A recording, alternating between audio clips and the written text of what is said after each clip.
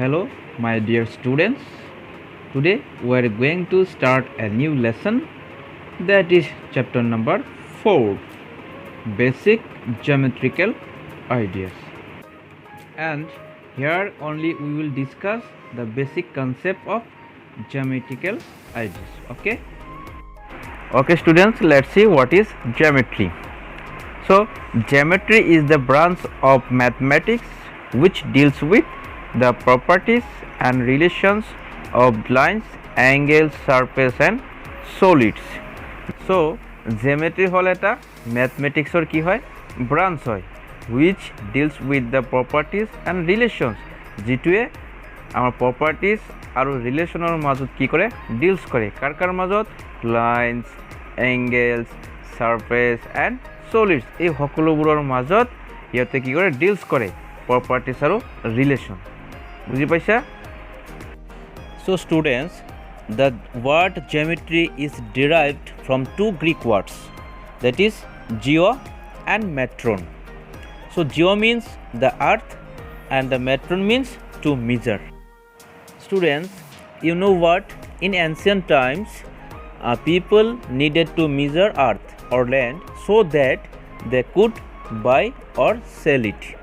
মানে কি হৈছিল বহুত আগৰ সময়ত কি হৈছিল মানুহবোৰে কি কৰিছিল কিবা এটা বস্তু আৰ্থৰ আমাৰ ল্যান্ডৰ বস্তুবিলাক মাপিবৰ কাৰণে আমাৰ কি হৈছিল মানে জিওমেট্ৰি ইউজ কৰা হৈছিল কিহৰ কাৰণে হেতু to buy or sell it বেচিবৰ কাৰণে নহয় কিনিবৰ কাৰণে জিওমেট্ৰি মানুহে কি কৰিছিল ইউজ কৰিছিল বুজি পাইছা Okay students, now we are going to learn in this video about point, line segment and ray. Okay, so let's start our class. Students, first of all we will discuss point. So what is point? So a dot is known as a point.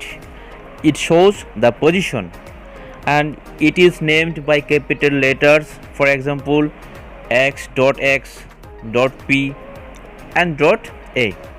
So point বুলি ক'লে আমি কি বুজিম যে point এটা কি হয় ডটক আমি পয়েন্ট বুলি কওঁ আৰু এটো it shows the position it has no length breadth or thickness পয়েন্টের কোনো লেন্থ না থাকে কোনো ব্রেথ না থাকে অর কোনো থিকনেস না থাকে ইট হ্যাজ এ পজিশন এর কি থাকে পজিশন থাকে এর কোনো লেন্থ না থাকে ব্রেথ না থাকে থিকনেস না থাকে it has no also magnitude বুঝি পাইছা ওকে আৰু এটা কথা মনত ৰাখিব স্টুডেন্টস পয়েন্টটো আমি জেনাৰেলি ক্যাপিটাল লেটাৰে বুজাব লাগিব ডট এটা দি তাৰ ওচৰত যিকোনো ক্যাপিটাল লেটাৰ লিখিব লাগিব বুজি পাইছা our next number is what line so what is line collection of points in a straight path is called a line it has no end point and has no fixed length যে line কলে আমি কি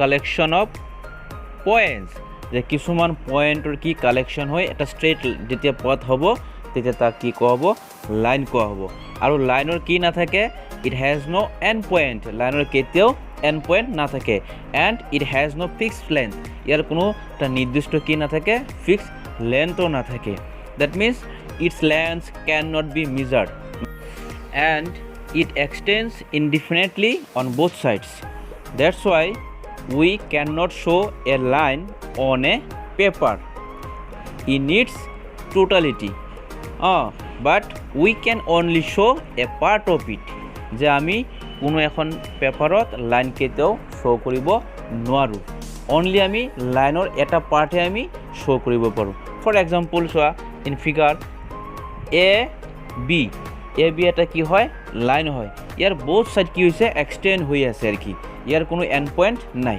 R এটো কি কোৱা হয় line so if you want to say in very short line then a line is a straight and extends indefinitely on both sides okay so students next number is line segment so let's see what is line segment it is a part of line it has two end points and a fixed length যে line segment বুলি কলে কি বুজিম যে it is a part of line ই লাইনৰ কি হয় এটা পাৰ্ট হয় and it has two end points অলপ আগত আমি পাইছিলোঁ যে লাইনৰ কি নাথাকে এণ্ডছ পইণ্ট নাথাকে কিন্তু লাইন ছেগমেণ্টৰ দুটা এণ্ডছ পইণ্ট থাকে and it has also' A fix length আৰু লাইন ছেগমেণ্টৰ এটা ফিক্স কি থাকে লেন্থ থাকে that we can measure.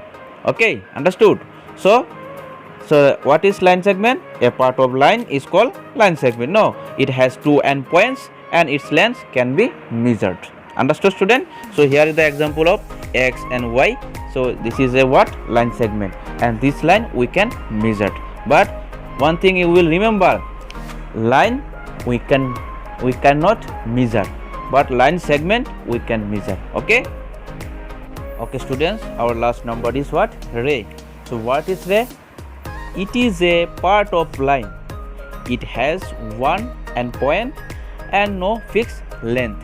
যে ৰে বুলি ক'লে আমি কি বুজিম এইটো এটা কি হয় লাইনৰ এটা পাৰ্ট হয় কিন্তু ইয়াৰ কি থাকে অনলি ওৱান এণ্ড পইণ্ট থাকে আমাৰ লাইন ছেগমেণ্টৰ কেইটা পইণ্ট থাকে দুটা পইণ্ট থাকে কিন্তু ৰেৰ কেইটা এণ্ড পইণ্ট থাকে only one So here the example of ray OP and second number BA. Understood? So students, so ray means what? A ray is a part of line which has one endpoint and extend indefinitely on the other side.